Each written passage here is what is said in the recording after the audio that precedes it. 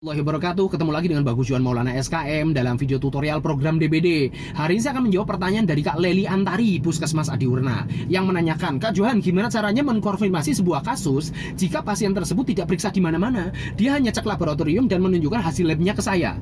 Atau bagaimana jika pasien tersebut hanya berobat ke praktek dokter mandiri, tidak cek lab, tidak ke rumah sakit dan sebagainya? Oke, Anda ingat nggak video saya sebelumnya tentang screening kasus DBD? Itu sudah dengan sangat jelas tahapan-tahapan bagaimana kita menyaring sebuah kabar dan mengkonfirmasi dia DBD atau bukan.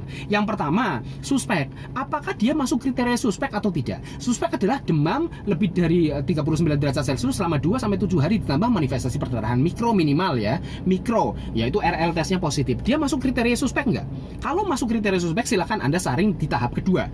Tetapi kalau di tahap pertama saja dia sudah gagal, tidak disebut suspek, ya sudah, dia gagal sebagai kasus DBD terkonfirmasi. Jelas ya? Oke, di tahap kedua ini adalah tahap klinis. Yang membuat diagnosa klinis ini adalah dokter. Nah, kalau tadi Anda cerita misalkan pasien ini berobat ke dokter praktek mandiri, lo kejar lo, dokternya mana tempat dia periksa, tanyain. Kita kan berhak juga nanya seperti itu. Diagnosanya apa, dok? Kalau kata dokternya, oh dia bukan DBD secara klinis, dia hanya faringitis atau tipoid, ya sudah, berarti dia gagal. Dia batal melewati screening tahap 2. Tapi kalau misalkan dia suspek DBD, tapi kok tidak melakukan pemeriksaan laboratorium, ya sudah, berarti statusnya hanya menjadi suspek. Paham ya?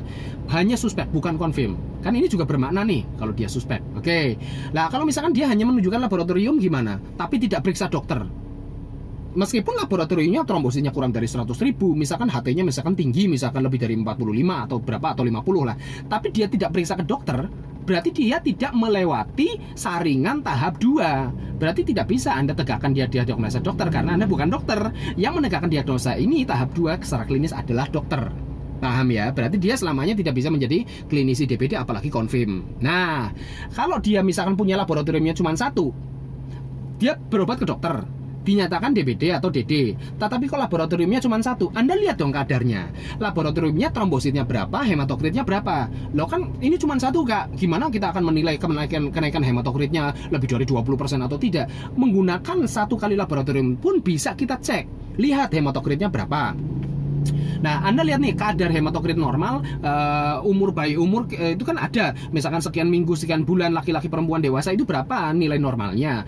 Kan ada range-nya antara sekian sampai sekian. Lah itu min-nya berapa, titik tengahnya. Lah terus dari min itu Anda kalikan 1,2 atau 20%. Nah itu kenaikan 20% itulah yang kita gunakan acuan apakah hematokrit yang tadi cuma satu kali laboratorium itu melebihi 20% dari min itu atau tidak. Kalau melebihi itu berarti dia DBD. Kalau misalnya hanya 5% berarti dia DD. Gitu ya cara mengkonfirmasi sebuah kasus dalam kasus-kasus yang Anda hadapi seperti itu. Terima kasih.